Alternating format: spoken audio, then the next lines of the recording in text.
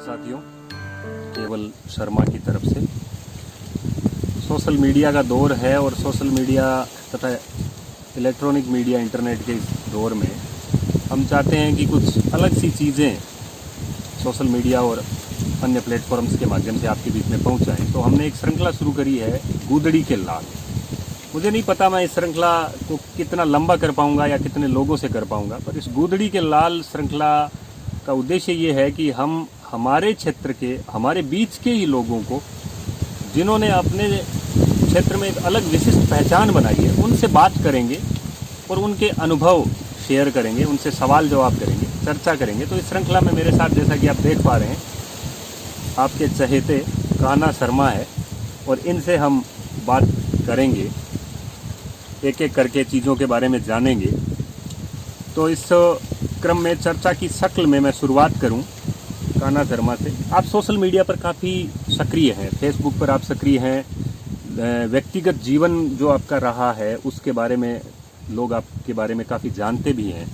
फिर भी मैं चाहता हूं कि ये जो दास्तां है, ये जो गूदड़ी के लाल श्रृंखला में जो बातें हैं, वो मैं घर से ही स्टार्ट करूं। घर से स्टार्ट करने में मुझे आपसे जो नज़दीकी व्यक्ति कौन मिल सकता है। तो मैं ये जानना चाहूँगा आपसे, आपका जो पैतृक गांव है वो महाजन फील्ड फायरिंग रेंज की भेंट चढ़ गया बरसों पहले जब विस्थापन हुआ था, और फिर एक जमा जमाया जो पूरा परिवार था वो विस्थापित होकर एक दूसरी जगह पे आना अपने आप में एक बहुत बड़ा चुनौतीपूर्ण होता है। और ऐसे माहौल के अंदर मुफलिसी के दिनों में शुरुआती एजुकेशन आपकी कैसे हुई, और बचपन की कौन सी जो चीज़ें थी जिन्होंने मल्टी सेट्स वाले कान्हा का निर्माण किया?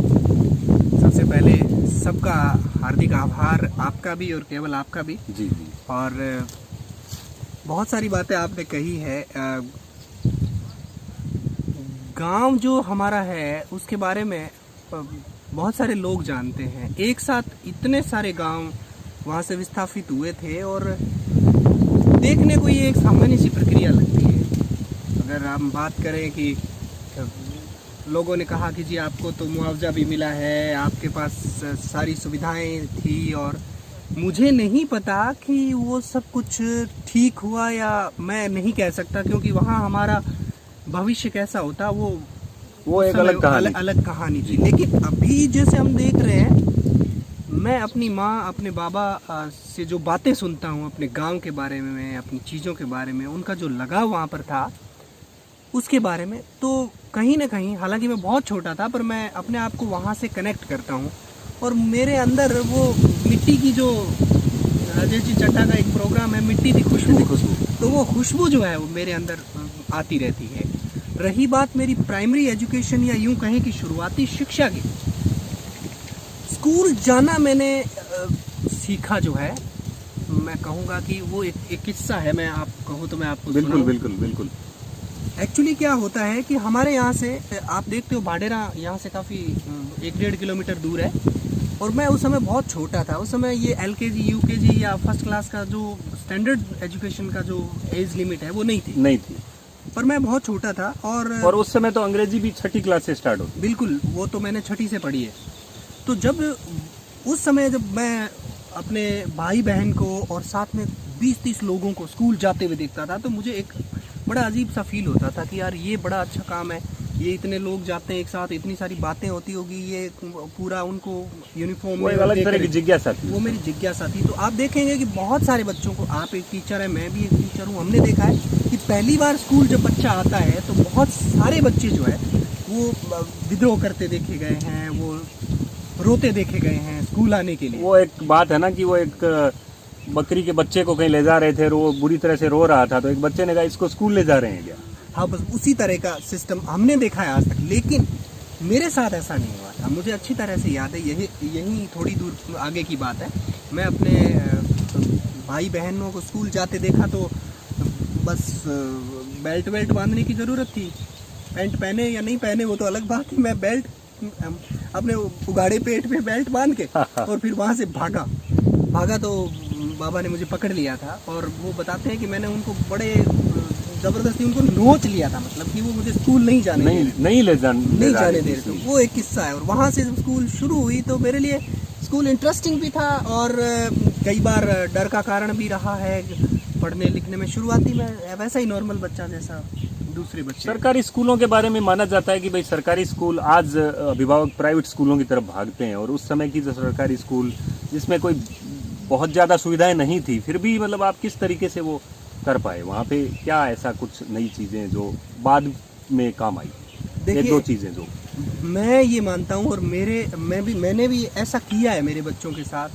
जो भी मेरे बच्चों की प्राइमरी एजुकेशन जो हुई है, हमारे घर में 4 बच्चे हैं, चारों की जो प्राइमरी एजुकेशन है वही मैंने करने की कोशिश की है।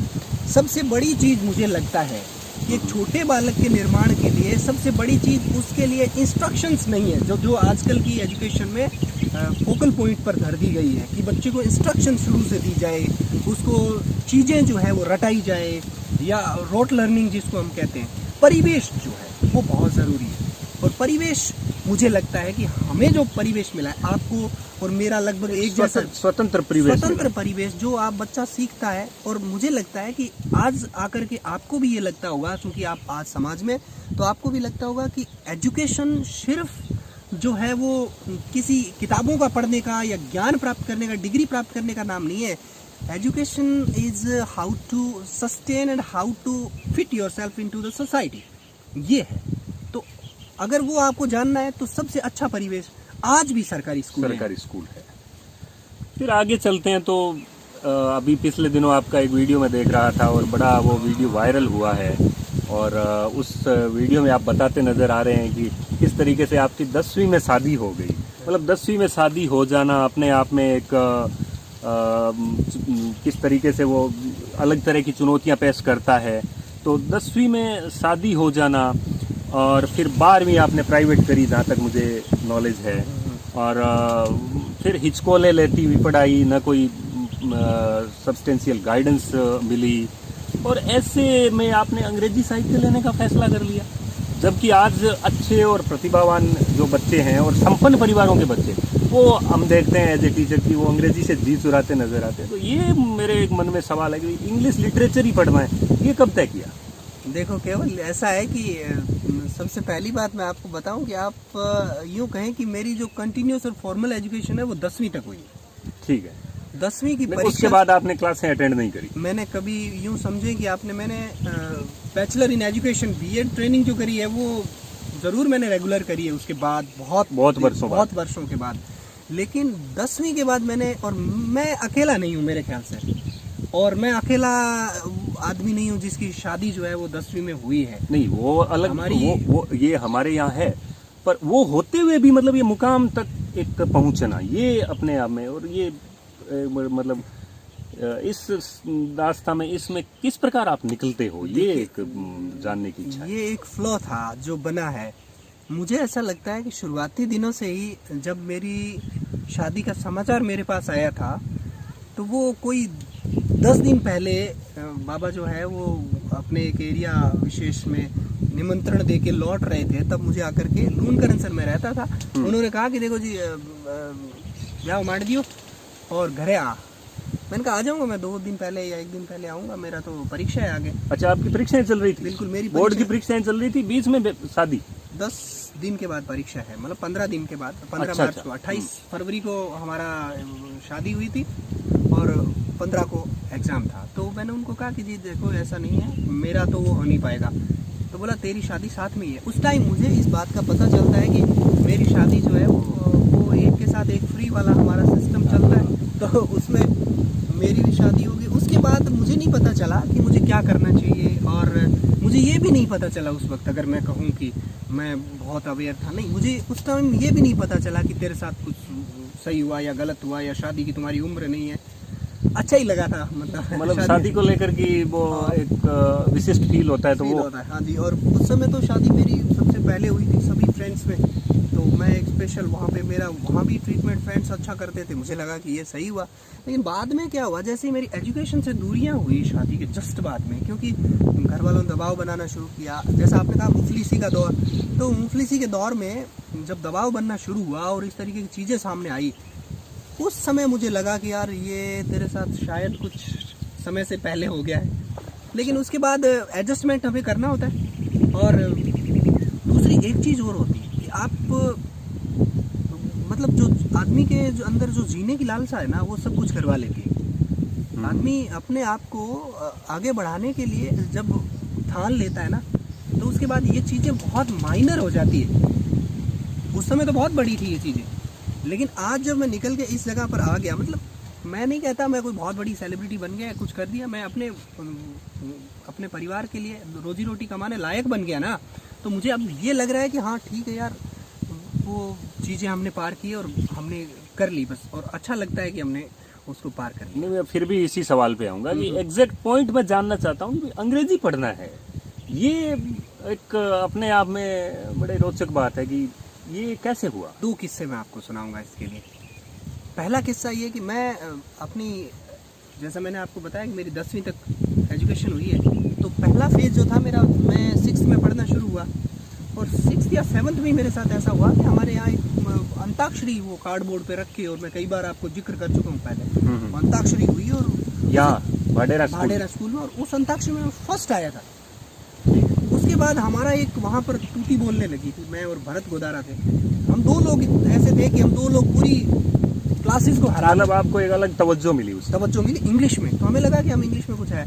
सबसे पहले मुझे याद है थर्स्टी क्रो की कहानी मैंने याद की थी, और मेरे सबसे फास्ट बोलने के, मैं बोल लेता था सबसे फास्ट थर्स्टी क्रो की कहानी और एप्लीकेशन और ये चीज़ें। उसके बाद क्या होता है, दूसरा जो घटना मेरे साथ घटित होती है, या यूँ कहें कि दूसरा एक किस्सा है बड़ा रोचक सा, कि मैं लूनकरण सीनियर सेकेंडरी स्कूल में 10वीं में पढ़ रहा हूँ। ठीक है। आपको पता है उस वक्त आप भी 10वीं तक, या मेरे ख्याल से आपकी एजुकेशन वहाँ हुई है, तो वो एक कितना बड़ा इंस्टीट्यूशन था उस समय, कितने सारे बच्चे थे। हाँ, अपने लिए तो वो एक तरह का विश्वविद्यालय ही था। हाँ, तो वो जब इतने सारे बच्चे थे वहाँ पर, आपको अपना आइडेंटिफिकेशन खोज पाना, और एक गाँव का लड़का जा रहा है वहाँ, तो बहुत सारे शहर के पढ़े लिखे बच्चे, पढ़े लिखे मतलब अच्छे परिवारों से, अच्छे परिवार, संपन्न परिवारों के बच्चे, जो सक्षम है, हाँ जी, जिनके गार्जियन हाँ, जागरूक है, वो बच्चे अब आगे बैठते हैं और हम लोग पीछे हैं। हम लोग मतलब एनोनिमस हो गए वहाँ जा करके, हमारा कोई वहाँ पे इतना बड़ा कुछ दिख नहीं रहा था। उसके बाद 10th में जब मैं था, तो उस दिन मैं स्कूल नहीं गया हुआ था, जिस दिन हमारे हाफ ईयरली एग्जाम इंग्लिश के मार्क्स सुनाने वाले थे कैलाश जी सर जी। और कैलाश जी के बारे में आप जानते हो, वो बड़े हार्ड मार्किंग के लिए जाने जाते हैं, स्ट्रिक्ट, काफी स्ट्रिक्ट। हाँ, तो उन्होंने आते ही क्लास में पूछा कि ये लड़का कौन है यार। ठीक है। तो बड़ी बात ये रही कि आगे वाली पंक्ति में कोई भी मुझे नहीं जानता था, तो पीछे की जो लास्ट पंक्ति, इमरान कौरी, खुमाड़ा राम, आपने वो विकेट कीपर खुमाड़ा राम को नाम सुना होगा, वो लोग मेरे मित्र हैं, वो लोग कहते हैं जी हम जानते हैं। तो बोला ये, अच्छा, वो एक दूसरी गैंग के आप हिस्से थे। तो अविश्वसनीय था वो सब कि यार 92 मार्क्स आए इस बच्चे के, और उस समय 300-400 के करीब बच्चे थे 10th में, और उसमें मेरा हाईएस्ट नंबर था। दूसरे नंबर पर विनोद जी सियाग थे अपने ग्राम सेवक साहब। तो 92 के साथ में हाईएस्ट नंबर पे, तो बड़ी चर्चाएं चली, और दूसरे दिन मेरे साथ हाथ मिलाने लगे। मुझे लगा कि मैं इंग्लिश में ठीक हूँ यार। उसके बाद मेरी पढ़ाई छूटी, डिसकंटिन्यू हुई। मैंने 12th में इंग्लिश लिटरेचर लेना चाहा, लेकिन बहुत सारी परिस्थितियों के चलते और कुछ लोगों की सलाह जो थी, मुझे उन्होंने सलाह दी कि भाई तेरे लिए ये जो प्राइवेट करते हुए तेरे लिए मुश्किल हो सकता है, और मैं रिस्क नहीं ले पाया। लेकिन फर्स्ट ईयर में जाकर के मैंने इंग्लिश लिटरेचर लिया, और लिया तो ऐसा उस समय आपको लोगों ने डिस्करेज नहीं किया कि भाई ये सब्जेक्ट क्यों ले रहे हो? मैंने, लोगों ने क्या, मुझे यूनिवर्सिटी ने डिस्करेज किया। मुझे पहले ही ईयर में सप्लीमेंट्री डाल दिया। और उसके बाद मैंने दोबारा से, जब फिर लोगों ने मजाक भी बनाया होगा कि भाई, बिल्कुल मजाक बनाया कि यार तुझे हमने बोला ये क्यों पंगा लिया, ये नहीं करना चाहिए, नहीं पार पड़ेगी, ये तुम्हें करना ही नहीं चाहिए था बोला, और ये अपने बस की बात नहीं है। और उन्होंने भी शायद मेरे लिए ही कहा होगा। लेकिन बाद में क्या होता है, जब मैं रीवैल्यूएशन कराता हूँ तो मेरे 45 के करीब नंबर बढ़ते हैं। ठीक है, तो मैं अच्छे मार्क्स में आ गया सीधे ही। पर आज भी मेरे पास वो सप्लीमेंट्री फर्स्ट ईयर वाली एक कॉपी जो है, मार्कशीट पड़ी, मार्कशीट है, वो मेरे पास सोविनियर के तौर पे मैंने रख रखी है कि यार ऐसा भी लोग कर देते हैं। उस समय मेरा थोड़ा हौसला टूटा था, लेकिन बाद में मैं प्राइवेट फील्ड में पढ़ाने चला गया। और मेरा एक चीज़ होती है, केवल मैं शुरू से ही सब कुछ अलग करना चाहता हूँ। आपने देखा होगा मैं ज़िंदगी में सब कुछ अलग करना चाहता हूँ। तो ये अलग करने की चाह भी मुझे इंग्लिश की तरफ ले गई थी। मैं नहीं चाहता था एक ट्रैक पे भीड़ में चलना, कभी नहीं चाहता, आज भी नहीं चाहता हूँ मैं कि जो लोग ट्रैक बना रखा है उसी ट्रैक पे चलते जा रहे हैं। आपने गाइडलाइन जारी कर दी, लोगों ने कह दिया कि नहीं यार ये ऐसा ऐसा करना चाहिए तुम लोगों को। तो मुझे लगता है कि उसके बाद हमें कुछ उसके अलावा कुछ एक्स्ट्रा हट करके लेस ट्रोडन वेज पर हमें चलना चाहिए। तो ये चीज़ थी जो मुझे इंग्लिश की तरफ धीरे धीरे लेके गई। और बाद में मैं बीएड मैंने की, तो बीएड में मैंने इंग्लिश मीडियम लिया और वहाँ पर मेरे बहुत सारे ऐसे साथी हैं जो आज भी मेरे साथ जुड़े हुए हैं।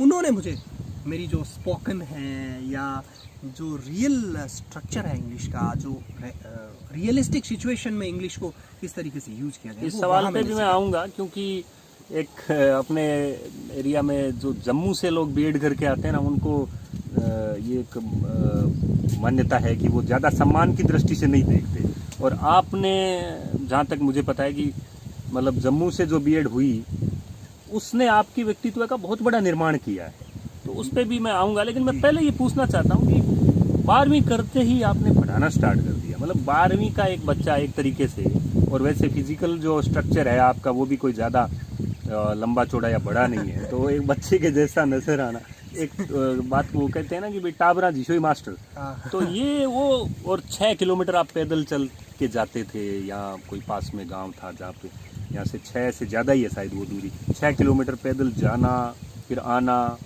और रास्ते में मैंने कई बार आपसे ही सुना है कि आप रास्ते में वो बुक लेके हाथ में ऐसे डोलते हुए साथ में डन पढ़ रहे हैं, शेक्सपियर पढ़ रहे हैं, वो क्या अनुभव थे, वो एक क्या दौर? देखो, केवल पहले तो मैं आपको बता दूं, एक चीज़ मैं क्लियर करना चाहूँगा कि मैंने 12th में नहीं पढ़ाना शुरू किया था। अच्छा, मैंने 10th में पढ़ाना। 10th में स्टार्ट कर दिया? शादी होते ही मैंने काम की तलाश की और मुझे और कोई काम नहीं मिला। और मैं मोखमपुरा गाँव है जो 6 किलोमीटर नहीं, यहाँ से 12 किलोमीटर दूर मोखमपुरा गाँव में अप डाउन किया करता था। और पहली बार जब टीचर क्लास में गए, यानी मैं, तो टीचर की आवाज़ धीरे आ रही थी और बच्चों की आवाज़ तेज आ रही थी। लेकिन और मैं टीचिंग, आप यकीन मानिए कि मैं टीचिंग बाई चॉइस नहीं हूँ टीचर। हाँ, मैं ये सवाल पूछने वाला था कि भाई आप मजबूरीवश बने या बाई चांस बने? बाई चॉइस और बाई चांस? मैं बाई चांस टीचर बना, बाई चॉइस मैं टीचर नहीं बनना चाहता था। मैं आर्मी में जाना चाहता था। अच्छा, ये फिजिकल स्ट्रक्चर लेके? ये तो बाद में था, पहले मैं बहुत अच्छा था। 9th तक मेरा फिजिकल स्ट्रक्चर बहुत अच्छा फिजिकल स्ट्रक्चर था। 9th के बाद या यूँ कहें कि कुछ असली टेस्ट के दौर आए ना, उस दौरान थोड़ा सा शरीर को परीक्षा देनी पड़ गई। लेकिन मैं आपको बताऊं, मैं आर्मी में जाना चाहता था, मेरा टीचर के लिए कोई इंटरेस्ट नहीं था। बाद में क्योंकि ज़रूरत थी और मैंने काम की तलाश की बहुत जगह पर, ठीक है, तो काम की तलाश करते करते मुझे ये धंधा जो है वो थोड़ा सा सूटेबल लगा, क्योंकि ये आसानी से मिलने वाला धंधा था। आप परचून की दुकान पर मैं गया और दुकान, वहाँ लोगों से बात की, वो वहाँ भी काम ढूंढा? काम ढूंढा। मैं बीकानेर गया, कुछ लोगों की कंपनियां वगैरह ज्वाइन करने की कोशिश की। मैं दिल्ली गया। ओ, दिल्ली भी गए? 10वीं के 10th पास करते ही, उस उम्र पास करते ही मैं दिल्ली गया। वो भी एक बड़ा किस्सा है, कभी फिर सुनाएंगे आपको। वो भी काम की तलाश में गया। ये सब कुछ कर लेने के बाद मुझे लगा कि ये सही है, कुछ बच्चों को पढ़ाओ और आप नहीं, उस बीच में मैं रोकूंगा, उस समय घर वालों ने ये कहा था कि भाई अब पढ़ाई छोड़ दो और बिल्कुल काम करो? घर वालों ने भी कहा था और परिस्थितियों ने भी कहा था। परिस्थितियां तो थी, परिस्थितियों ने भी कहा था कि देखो अभी कंटिन्यू हम नहीं कर पाएंगे। घर वालों ने कहा क्या था, आप घर की स्थिति तो हमेशा जानते रहते हैं ना, तो घर वालों ने तो वो कहा कि जी ये हालात है, अब देखो आप क्या करना है। हमारे पास तो अब जो भी सोर्सेज है वो आपके सामने है और आप अभी समझदार हो। और 10th के बाद में ये भी होता है, आस पड़ोस के लोग जो है वो कमाई करने लगे, तो माँ बाबा को ये भी लगता है कि यार सब लोग काम करने लगे, ये आदमी कहाँ पता नहीं भटक रहा है। और शादी भी हो चुकी है? शादी तो हो ही चुकी है। और 11th तो मैंने हुई नहीं है, मतलब 1 साल 1.5 साल के बाद में एक बच्चे का पिता, और 3 साल के बाद में 2 बच्चों का पिता हो गया मैं। 12th तक आते 12th पास करते करते, तो वो किस्से हैं बहुत सारे। तो उसमें क्या होता है, जब हम लोग इस दौर से जब जा रहे थे, तो